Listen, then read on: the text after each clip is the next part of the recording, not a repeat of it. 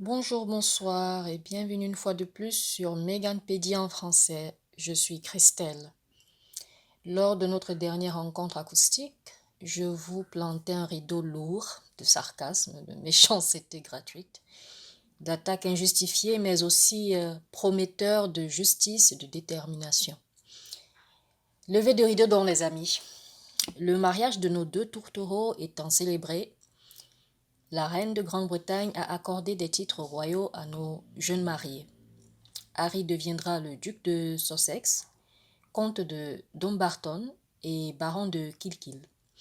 Meghan, elle, sera désormais connue parmi la royauté européenne comme étant la duchesse de Sussex, comtesse de Dumbarton et baron de Kilkeel.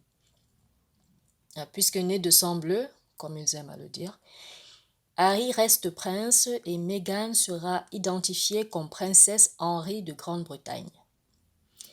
Tous les deux sont référés comme leurs Altesses royales, sauf lorsqu'ils travaillent à leur propre compte et ne représentent donc pas la famille royale de Grande-Bretagne. Les Sussex, tels qu'ils seront connus, ont donné le coup d'envoi de leur vision moderne des choses et comment ils entendaient vivre leur vie et évoluer avec la modernité ambiante. Pour leur mariage, ils ont enjoint ceux qui souhaitaient leur offrir des cadeaux de convertir ces derniers en donations à des œuvres de charité dont les causes leur tenaient à cœur. Même les fleurs qui avaient décoré la chapelle de mariage ont été ensuite redistribuées dans les hôpitaux de Londres, ce qui a fait des joyeux. Pour ceux qui viennent d'autres contrées, Londres, c'est la capitale de la Grande-Bretagne. C'était une première et pour tous, pour tous ceux qui, à travers le monde, étaient heureux pour eux, ce fut une belle surprise. Très peu de voix envieuses se sont fait entendre parmi les critiques et les haineux qui ont hypocritement déclaré que les fleurs n'étaient sûrement plus fraîches. Et blablabla et blablabla. Mais le chien aboie et la caravane passe, comme on dit par chez moi. Oui. Ensuite, on dira que le week-end suivant la cérémonie de mariage a vu la popularité des saucisses grossir à vue d'œil. Des vidéos du passage des calèches et ensuite de Meghan et Harry longeant les couloirs ont fait sensation parmi leurs admirateurs et ont fait grincer les dents de leurs ennemis. Oh, vous devez vous dire que cela sent une descente vers les problèmes. Sauf que les problèmes, eux, avaient déjà pointé le bout de leur nez quand les origines de Meghan ont été connues, des trashploïdes britanniques. Mais le public n'en avait cure et il est sorti dans les rues anglaises pour accueillir les mariés, plus diversifiés que jamais, du jamais vu parmi la royauté européenne, il faut dire. Les fonctions officielles ont été l'occasion de s'apercevoir de la tangente qu'Harry et Meghan avaient l'intention d'adopter. Et mon Dieu, qu'elle fut rapide, je dirais même fulgurante. Bref, trop au goût de personnes habituées à la superficialité, au statu quo, à la paresse, au manque d'ambition et à un je m'en foutisme patent, si traditionnellement pratiqué par la plus vieille institution royale d'Europe. Le gouvernement britannique a préparé une série de tours à travers des régions stratégiques du Commonwealth, qui est une organisation britannique qui se veut caritative et qui, à la base, représente tous les pays ayant la langue anglaise en commun et comme langue officielle de leur pays. C'est l'équivalent de la francophonie. Comme cette dernière, le Commonwealth est également lié par des relations bilatérales diplomatiques et d'affaires qui, pour être sincère, bénéficient plus la mère patrie, ici la Grande-Bretagne ou alors la France, que ces régions du monde qui, à part le côté monétaire, sont autosuffisantes et exportent leurs matières premières vers elles, d'accord, vers la mère patrie. Ça, c'est un fait. Revenons à nos moutons, qui sont les sorties officielles organisées, voulez-vous. Alors, le premier tour s'est fait en Irlande. 2 mois après qu'Harry et Meghan se soient dit oui devant Dieu. Ce premier tour officiel se fera à la demande du gouvernement britannique. Le second tour fut encore plus médiatique, car il se tenait hors des contrées anglaises et consistait à un tour groupée de 4 régions anglophones du Commonwealth. Alors, nous avions l'Australie, les îles Fidji, l'île de Tonga et la Nouvelle-Zélande pour un total de 2 semaines. Bien que les fuseaux horaires aient donné un mal de tête de fou à tous ceux d'entre nous qui voulaient faire partie de la fête, nous avons réussi dans la vaste famille de supporters des Sussex à accomplir l'incroyable. Grâce à l'ingéniosité d'un petit groupe de personnes, les journalistes en herbe ont vu le jour parmi la foule et les médias du monde entier. Et c'est également pendant ce voyage officiel que la nouvelle est tombée comme quoi Meghan était enceinte de leur premier enfant. La joie pour nous qui leur souhaitons sincèrement du bonheur et le choc pour toutes les idéalistes, royalistes qui nageaient encore dans leurs illusions de ce à quoi une de leurs princesses devait ressembler. Suivez mon regard. De l'avis de tous, ce fut le tour officiel le plus entraînant, grandiose et certainement le plus mémorable. Ce fut aussi l'occasion pour la famille royale d'Angleterre de constater que la popularité du jeune couple ne se limitait pas qu'à la jeunesse de la Grande-Bretagne, mais qu'elle croissait à vue d'œil dans les contrées reculées du monde. Les pays du Commonwealth qui, s'ils semblaient presque indifférents à ce qui se passait du côté de la royauté, se sont fait remarquer par des chants, des rires, des souhaits bienveillants et à peine voilés à l'encontre de Harry et Meghan. Bref, tout fut beau, presque parfait. Même le climat et Zika, le virus, se sont fait doux pendant ce temps. Alors, retour en Grande-Bretagne, sous la houlette des médias internationaux qui, pendant des semaines encore, chanteront les louanges des Sussex. Au pays de la reine Elisabeth, c'est un autre son de cloche qui commence à se faire entendre. Les journaux locaux font courir le bruit que Meghan aurait fait pleurer Catherine, l'épouse du fils aîné de Charles, le futur roi de Grande-Bretagne. Logiquement, les plus naïfs espèrent avoir le fin mot de cette histoire dans les jours qui suivent. Sans succès, cette rumeur qui verra le jour en 2018 perdurera jusqu'en juin 2020 car Catherine ne la démentira jamais. Une autre rumeur, appelons cela tel quel jusqu'à preuve du contraire, d'accord, s'en suivra, cette fois-ci visant la fille de Catherine et les titres des trashbloïdes n'y vont pas de main morte. Le bouquet de fleurs de Meghan a failli tuer le deuxième enfant de Catherine, entendez Charlotte. Comment, me demanderez-vous? Eh bien, les journaleux n'ont pas trouvé utile de nous donner les détails de cette arme létale, soi-disant concoctée par Meghan. Nous aurons aussi droit aux détails financiers, soyons francs, plutôt exagérés, de la sécurité du mariage, tout en omettant de nous dire quels ont été les profits générés par le dit mariage. Mais bon, passons. De rumeurs en faux outrages, les titres des journaux semblent ne pointer qu'un coupable dans cette histoire, Meghan. À tel point que son visage est affiché en première page des journaux, ses faits et gestes sont analysés et passés à la loupe. Tout chez elle fait l'objet de critiques, ses cheveux, ça c'est typique. La couleur de ses vêtements, son vernis à ongles, sa façon de se tenir, de croiser les jambes. Enfin, j'en passe. La bienséance a foutu le camp, car ces critiques royalistes oublient le b.a.-ba de la galanterie.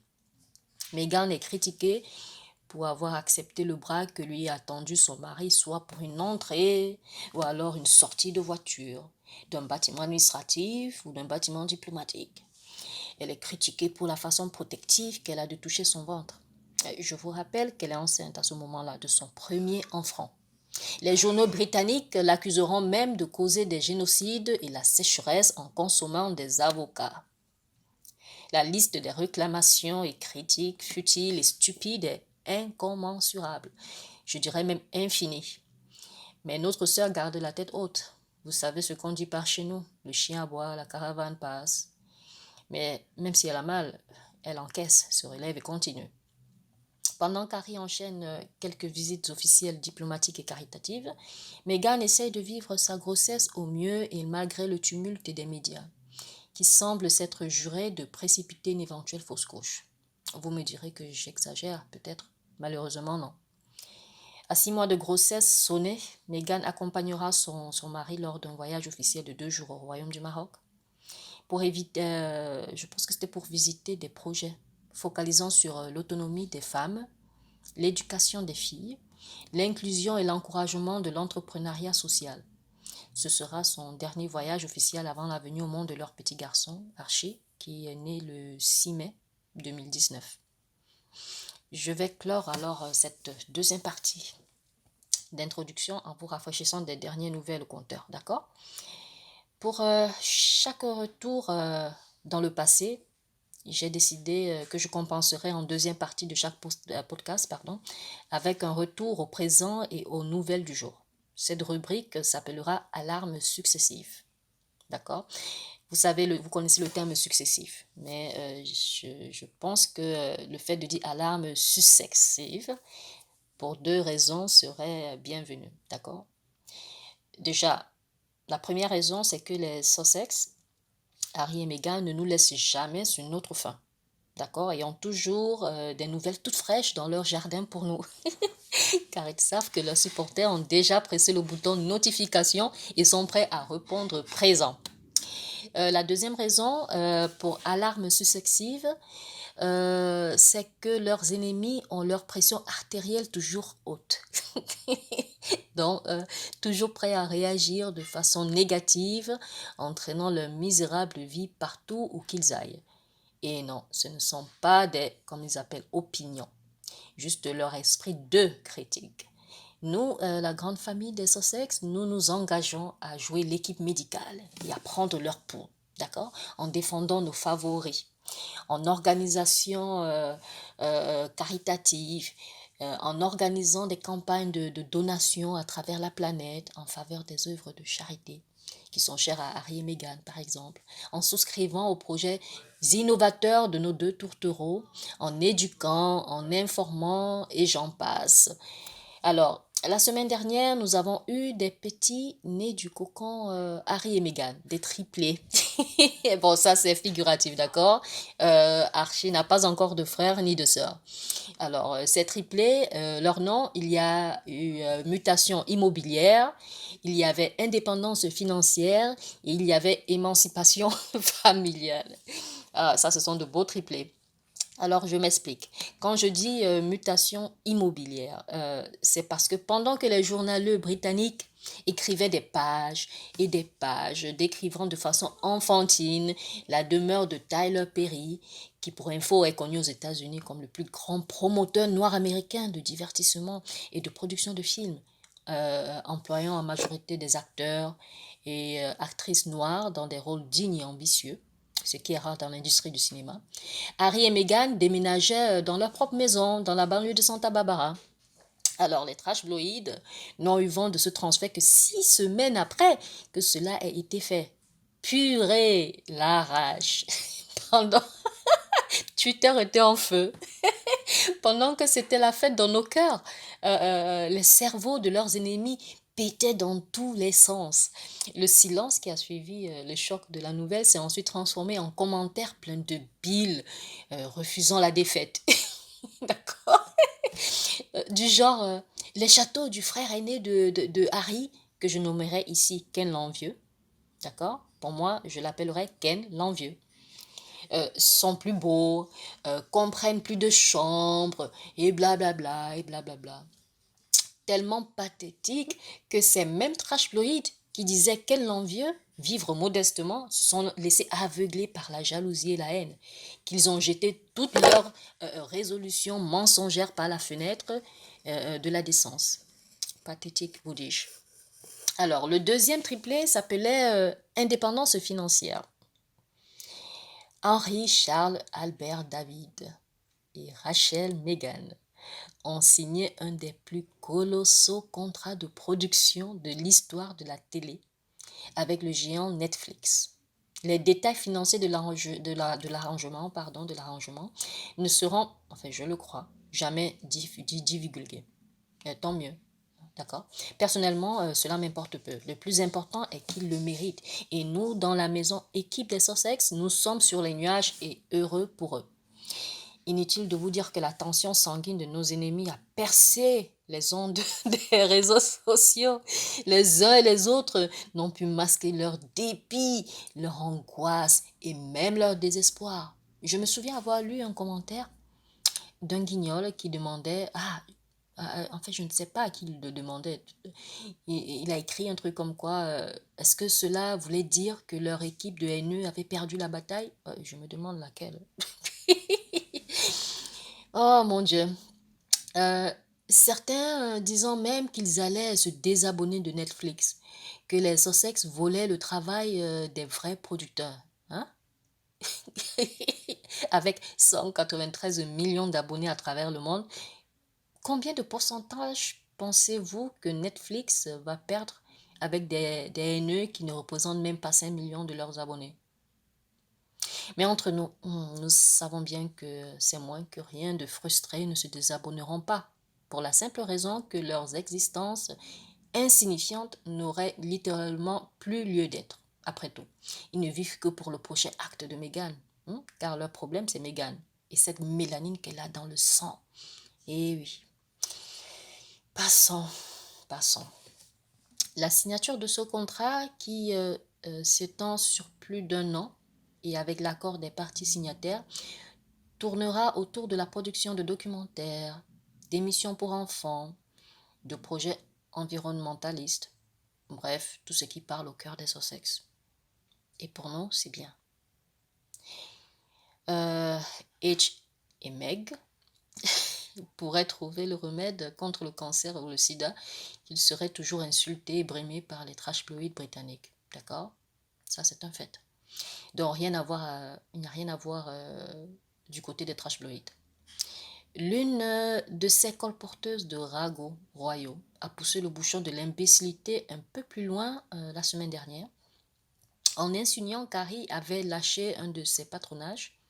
Ici, je parle de Invectus, les jeux d'Invectus, pour avantager le deal avec Netflix. Le mensonge n'avait même pas encore commencé à mûrir que le prince Harry a lancé des poursuites judiciaires contre cette ragoteuse, qui se dit en fait rapporteuse royale, pour des informations, je dirais. Alors, il a porté plainte, oui, pour des informations. Alors, à l'heure où je vous parle, nous attendons la suite. Mais sinon, sur Twitter, mes amis, c'est... Vous avez la famille sur ce qui dit au prince Harry, allez-y pour la jugulaire, quoi. Il faut les faire saigner. Le troisième des triplets. Alors, parlons du troisième né des triplets. Elle s'appelle Émancipation familiale. Elle a vu le jour à travers l'annonce officielle, via le porte-parole d'Harry, du remboursement intégral, total, des coûts de rénovation du chalet de Frogmore. Ces derniers s'élevaient à 2,4 millions de livres sterling. Mince, la gifle. La maison royale et ses mignons ont essayé d'atténuer la nouvelle en voulant faire croire que le prince Charles, fils de la reine Elisabeth et père de Harry, avait participé à soutenir son fils et sa famille financièrement. Les mots étaient à peine déposés sur le papier que dans la même journée, un communiqué de presse a vite démenti. D'accord? Mais disons, clarifier les choses en faisant bien savoir que Harry ne devait pas un franc à la famille royale et encore moins à son père, qu'il avait tout payé avant de quitter la Grande-Bretagne. La regifle, je vous dis. Franchement, sincèrement, le plus honteux dans tout ceci est que ce chalet avait été donné en cadeau de mariage à Harry par la reine. D'accord? Cela n'a pourtant pas empêché les Libettes d'accepter l'argent en retour pour un soi-disant cadeau. Ma conclusion, c'est que, concernant cette affaire, c'est que, bref quoi, je suis d'accord, et je comprends pourquoi Harry et Meghan l'ont fait, car j'aurais sûrement fait la même chose à leur place. Pourquoi traîner la poisse avec soi? Ok? Lorsque quelqu'un est dans votre vie pour des raisons pas du tout sincères, morales, pourquoi traîner cette personne dans votre nouvelle vie pleine de bonnes choses? Enfin, Euh, Pas plus tard que vendredi dernier, c'était nous étions le 11. Je dirais en fait que hier, samedi, le 12, la collection de vêtements de travail, plus connue sous l'appellation de Smart Set Collection, a fêté ses 1 an. Et je pense que c'était le 12 septembre, c'est-à-dire hier dernier. Oui. Et Megan, qui a fait partie intégrante du design et a mis en collaboration avec quelques maisons de couture pour la bonne cause, a célébré cet anniversaire en tenant une réunion virtuelle sur Zoom. Alors, cette réunion faisait participer 3 dames qui ont bénéficié des bienfaits de cette œuvre de charité qu'est SmartWorks. Alors, je vais vous faire un petit résumé sur SmartWorks. C'est une organisation caritative britannique qui fournit vêtements de travail de haute qualité pour des entretiens d'embauche ainsi que des préparations à l'embauche pour les femmes qui en ont besoin. Le but ici étant de leur transmettre par le pouvoir du vêtement qu'elle porte la confiance en soi dont elle a besoin pendant un moment crucial de sa vie, d'accord? Nous savons que beaucoup de personnes, vous qui m'écoutez, et moi également, nous avons eu cette période de notre vie où nous avons dû aller à un entretien d'embauche, d'accord? Parfois, on se demande après si on a les capacités requises, même quand on sait que, quand on sait que selon notre cursus, on a ces capacités, mais il y a toujours un moment de doute, oui? Alors, cette organisation-là vous motive, essaie de vous insuffler la motivation nécessaire, oui? Essaie de booster votre morale et vous entraîne, vous coach, quoi, vous entraîne à faire face à d'éventuels entretiens d'embauche, d'accord? Les questions potentielles qui pourraient, comment dire, surgir pendant l'entretien. Alors, vous devez préparer vos réponses et tout ça. D'ailleurs, vous mettre, ces personnes qui travaillent pour SmartWorks, vous mettre dans cette, comment expliquer, dans cet environnement-là, d'accord? Et elles vous motivent, vous boostent et vous rappellent que vous avez de la valeur. Parce que ici, justement, il est bon de souligner que les femmes qui sollicitent les services de cette œuvre de charité viennent de différents horizons, tels que les centres d'emploi, les prisons, les programmes d'emploi, les maisons de soins, les maisons pour sans-abri et les organisations caritatives concernées par la santé mentale. Donc, cela vaut le détour, sincèrement. Note personnelle, j'avais aussi essayé d'apporter ma contribution. Je m'étais acheté une robe bleue de travail, très pratique, oui. Il y avait différents articles, parmi lesquels un grand sac de travail où vous pouviez y glisser votre laptop, votre petit ordinateur, votre CV sans avoir à plier les pages. En fait, le concept était innovateur et pratique, sincèrement. Alors, le détail qui vaut le détour ici est que c'est SmartWorks qui avait sollicité le patronage de Meghan. C'est ce qui est rare dans un environnement royal où ce sont les membres de la famille royale qui choisissent leur propre patronage en fonction de ce qui les intéresse le plus. Mais dans ce cas de figure, c'est SmartWorks qui était sorti des sentiers battus en sachant que notre duchesse, Meghan, ne ferait pas que mettre son visage en avant, d'accord, mais également sa personne et son éthique de travail à leur service. Le succès l'année dernière avait été si retentissant qu'il avait entraîné la vente des articles exposés à un taux record au niveau mondial et avait créé une rupture de stock en ligne. Vous avez dit effet Meghan? Je le confirme. Alors, les amis, nous arrivons au terme de ce kaléidoscope. Je vous remercie d'avoir pris le temps de m'écouter. Je vous invite à me laisser des pouces bleus, à commenter et à partager la vidéo. Pour notre prochaine rencontre, je souhaiterais évoquer la période postpartum de Meghan et l'accueil réservé à notre petit-neveu Archie Harrison, premier du nom. Alors, prenez soin de vous, lavez-vous les mains, portez votre masque en public. Au revoir.